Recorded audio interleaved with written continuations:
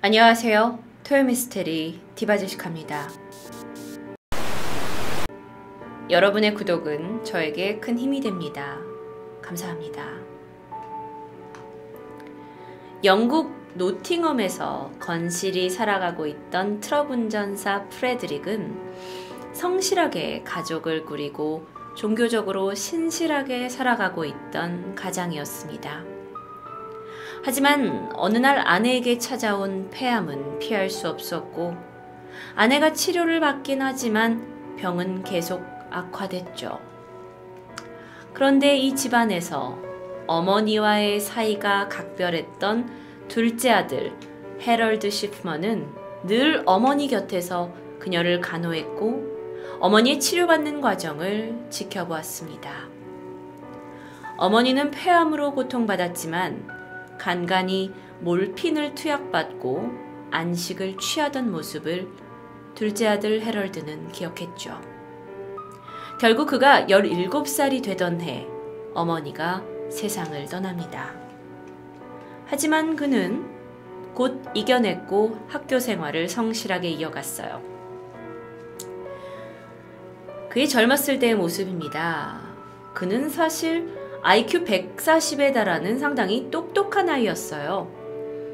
1966년 11월에는 한 평범한 여성과 결혼을 하게 되고 자녀를 4명이나 갖게 되면서 화목한 가정을 이루게 되죠. 그런데 그러면서도 리즈 의대에서 열심히 의학 공부를 이어가고 의사가 됩니다. 졸업 후에는 폰트프렉트 종합병원에서 일하기 시작했어요. 이 병원은요, 아무래도 의사의 숫자가 많지 않았기 때문에 격주로 의사들이 야간 근무를 쓰게 되는데요. 이때에도 해럴드는 아주 열성이었습니다.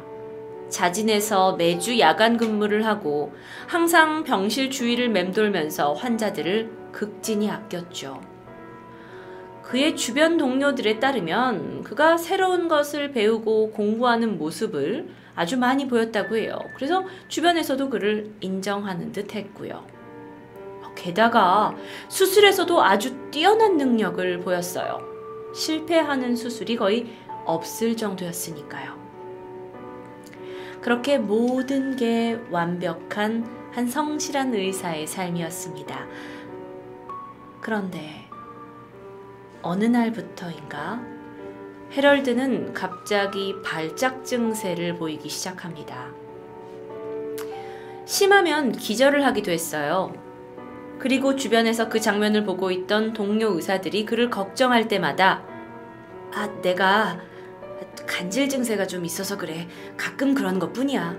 라고 안심시켰죠. 하지만 그 발생 빈도가 점점 잦아집니다. 그래서 그는 이 증세를 약화시키기 위해 약물을 사용하게 되죠. 그가 손대기 시작한 약물은 페티딘입니다. 페티딘은 수술 후에 통증에 사용되는 마약성 약물인데 장기간 사용하게 되면 몰핀과 같이 중독성을 띠는 약물입니다. 결론은요. 계속되는 이 페티딘의 사용으로 인해 그는 결국 중독 상태가 되고 말았고 문서 위조죄까지 추가가 되는데 그 이유는 이 페티딘을 자기 자신에게 계속 처방을 하다 보니까 문서를 위조하게 됐고 이게 발각되고 만 거죠. 그는 병원에서 해고됩니다. 그리고 약물 중독자를 위한 재활시설에 들어가게 되죠. 그는 이곳 생활을 꽤 잘 버팁니다. 그리고 다시 정상인이 돼서 삶으로 돌아오게 되죠.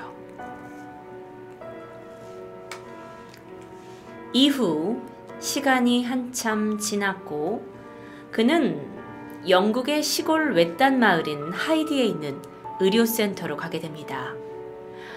그 예전에 의사로서 문서를 위조하고 또 이런 마약성 약물에 중독되었다라는 전력이 있잖아요. 그러니까 이것을 반성하는 듯 아주 더 열심히 의사 생활에 몰두합니다. 그는 늘 환자들에게 따뜻하게 대해줬고 다정하게 관심을 보여줬어요. 마을 사람들은요, 이렇게 깔끔하게 차려입고 덥수룩한 수염에 인자한 웃음을 가진 그에게 빠르게 호감을 가지고 신뢰하게 됩니다. 특히나 나이가 많은 노인들, 중년, 노년의 여성들에게 전폭적인 지지와 신뢰를 받으면서 그는 이 지역에 정말 촉망받는 의사로 자리를 잡아갑니다. 그러던 어느 날이었어요. 환자 중에 한 명이 사망을 했다면서 가족들이 의사 해럴드를 부릅니다. 그는 모든 일을 제치고 달려갔죠. 그리고 환자의 상태를 체크했고 슬픔에 잠긴 가족들을 같은 마음으로 위로했습니다. 사실 노년의 환자들이 많았던 그에게 이런 일들은 제법 자주 발생했어요. 그리고 그는 그때마다 달려가서 환자의 가족들과 슬픔을 함께했습니다. 1993년 그라나다 텔레비전 다큐멘터리에서 그가 정신질환자들을 지역사회에서 어떻게 대우해야 합니다에 대한 인터뷰를 진행했을 만큼 그는 이제 지역의 저명한 의사가 되었죠. 하지만 1998년 9월 7일 이 인자한 의사 선생님의 사무실로 경찰들이 들이닥칩니다. 해럴드 시프먼은 총 15건의 살인 혐의로 체포되게 되죠. 진실은 이랬습니다. 그는 사실 어릴 적 어머니가 폐암에 걸린 두 고통을 잊기 위해 몰핀을 맞는 모습, 그리고 그 고통에 신음하던 어머니가 주사를 맞기만 하면 평온을 찾는 모습에 매료되었습니다. 그 모습을 매일같이 보던 해럴드는 자신도 의사가 되기로 결심하죠. 그 어떤 고통도 전지전능하게 모두 사라지게 하는 신과 같은 의사가 되기로 마음먹습니다. 그의 어렸을 적을 보면 사실 다른 사람들과 소통을 잘 하지는 못했던 것 같아요. 어디서나 머리가 좀 좋은 자신을 뽐내는 타입이었고 대학 동기들과의 대화에서 자신이 늘 우위에 있어야 하고 조금이라도 빈틈이 보이게 되면 유창한 말솜씨와 지식으로 그들을 한껏 창피를 줍니다. 의사가 된 후에도 마찬가지였어요. 동료 의사들의 의학적인 어떤 소견이 자신과 좀 다르다고 생각되면 자신의 판단만을 완전히 고집합니다. 절대 다른 의견을 용납하지 않았고요. 그러면서 너는 잘 모른다며 무시했죠. 매주 야간 근무를 서면서 환자를 관찰하던 모습은 사실 환자에게 몰래 주입한 약물의 반응을 꼼꼼하게 관찰하기 위해서였습니다. 그런데 그의 이런 집요한 어떤 욕구는요, 외딴 마을 하이디에서 폭발하게 되죠. 그는 처음 사람들의 환심을 사기 위해서 다정하게 대해주면서 따뜻하게 검진을 친절히 해줬어요. 그러니까 그냥 지역에 그냥 친절한 해럴드 씨였어요. 그러니까 그의 말을 믿지 않는 사람이 없게 만든 거죠. 그의 첫 살인은 1975년 3월로 추측됩니다. 그는 약물 복용으로 경찰의 조사를 받고 있었지만 살인과 관련된 어떤 증거는 발견되지 않았어요. 하이드가 본격적으로 꽃피운 그의 살인 방식은 이렇습니다. 그는 작은 마을의 왕진을 다니는 인자한 겉모습을 한껏 이용했어요. 그를 신임하고 있던 중년 또는 노년의 여성을 대상으로 사이가 가까워진 환자들이 그에게 여러 가지 건강의 문제들을 상담합니다. 그러면 적당히 대화를 들어주다가 시술을 권유하거나 전체적인 검진을 유도합니다. 그리고 그게 끝나면 이게 요즘 나이 드신 분들이 금방 회복할 수 있다라는 주사예요 하면서 이 주사를 권유하게 되는데요. 환자들은요, 사실 이미 그에게 너무도 많은 신뢰를 주고 있었기 때문에 별다른 의심 없이 스스로의 소매를 걷어 올리게 되죠. 하지만 실제 이 주사 안에는 치사량의 몰핀이 들어있었고 주사받은 환자들은 곧 잠에 빠지게 되면서 다시는 눈을 뜰 수 없게 되는 겁니다. 그리고 나서 이웃이나 가족이 환자의 유해를 발견한다고 한들 어차피 이 지역의 주치의는 그밖에 없기 때문에 네, 그분이 돌아가셨다고요? 하고 달려가서 사망진단서를 대충 심장, 발작 이런 식으로 적어내면 그만이었어요. 이 모든 것은 친절한 그의 얼굴 뒤에 숨어져 있는 치밀한 계획이었죠. 이렇게 해럴드가 자신의 범행이 완벽하다고 생각하면서 살인에 빠져 있을 때 이 마을의 장의사의 딸인 데비라는 여성이 이거 좀 이상한데? 라는 생각을 하게 됩니다. 해럴드의 환자였던 노인들이 언제나 죽을 때면 옷을 잘 갖춰 입은 채로 아주 편안하게 앉아 있거나 또는 긴 의자에 누워서 죽는다거나, 물론 이게 그럴 수 있지만 갑작스러운 돌연사라고 말하기에는 죽음이 너무도 평온했던 거죠. 그래서 그녀는 같은 지역의 다른 의사에게 이 일을 상담하게 됩니다. 그리고 이 의사가 경찰에게 사건을 의뢰하게 되죠. 경찰은 곧 조사에 착수했고 환자들의 사망 증명서를 재검사합니다. 이때쯤이면요, 해럴드는 경찰이 자신을 의심하고 있다는 것을 인지하게 됩니다. 하지만 이미 그는 살인에 중독되어 있었어요. 그래서 멈출 수 없었죠. 그는 어릴 때부터 가지고 있던 이 완벽한 자아에 대한 생각, 그것 때문에 내 살인은 너무도 완벽하기에 누구도 알 수 없다고 스스로를 강하게 믿기 시작합니다. 그러다 한때 이 도시의 시장을 하기도 했던 80살의 캐슬린 그룬디 부인이 같은 방식으로 사망합니다. 그런데 여기서 문제가 있어요. 해럴드가 그녀를 살해했죠. 그리고 그녀의 유언장을 위조합니다. 사실 해럴드는 이전에도 자신이 죽인 환자들의 재산을 이런 방식으로 가로채긴 했어요. 그래서 능숙했죠. 그런데 이번에는 그의 욕심이 좀 과했습니다.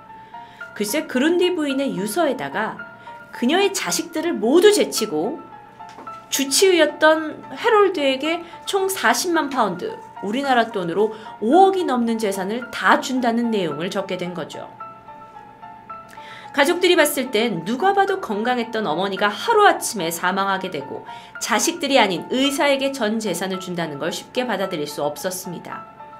게다가 사망한 그룬디 부인의 딸이 변호사였고 그녀가 유언장이 수상하다고 확신을 해서 경찰에 정식으로 수사를 의뢰하게 되죠. 경찰은 그전부터 그가 이상하다고 의심했고 게다가 이런 유언장 위조까지 문제가 겹치게 되면서 결국 그룬디 부인의 시신을 발굴해 다시 부검을 치릅니다. 그 결과 피부에서는 주사바늘 자국, 혈액에서는 몰핀이 다량 함유된 것을 발견했고 해럴드 시프먼은 체포됩니다. 아주 유명한 사진이 있어요. 해럴드 시프먼의 피해자들의 사진인데요. 대부분이 노년의 사람들이었고 다수가 여성임을 알 수 있습니다. 그는 총 15건의 증거 있는 범행이 발각이 되었습니다. 여기서 15건의 증거 있는 범행이라는 건 그가 살해를 했다라는 것이 확정된 그런 건을 얘기하는 겁니다. 이들은 모두 해럴드의 환자들이었고 그가 직접 사망 증명서를 발급하고 서명했던 사람들이었죠. 2001년 1월 그는 재판에서 가석방 없는 무기징역을 선고받습니다. 하지만 이후에 더 놀라운 사실이 밝혀집니다. 이 해럴드가 처음으로 약물을 접할 수 있었던 시기, 그러니까 시간이 1970년대로 흘러가서 1998년까지 발각됐던 그 시간까지 해럴드와 연관된 죽음이 적게는 279건, 많게는 345건에 달한다는 결과가 나오게 된 거죠. 이 사건으로 당시 영국은 발칵 뒤집힙니다.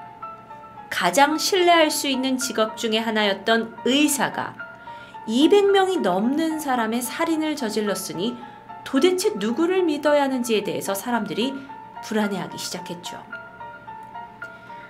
해럴드 시프먼 무기징역을 받았습니다.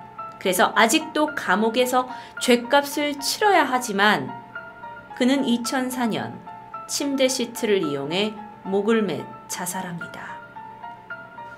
그러다 보니 그의 죽음으로 인해서 그가 도대체 왜 이렇게까지 몰핀을 투약해서 살인에 집착했는지에 대해서 우리는 알 수 없게 되어버립니다. 그나마 그의 전 상담사는 해럴드가 자신이 몰핀을 투약했을 때 그 노년의 사람들의 생명이 꺼져가는 모습을 보는 것에 희열을 느꼈다고 고백했다고 하죠. 해럴드, 그의 지식 수준은 의사였을지 모르지만 윤리의식에 있어서 그는 절대 좋은 의사가 아니었습니다. 토요미스테리 미친 의사 이야기 디바제시카였습니다.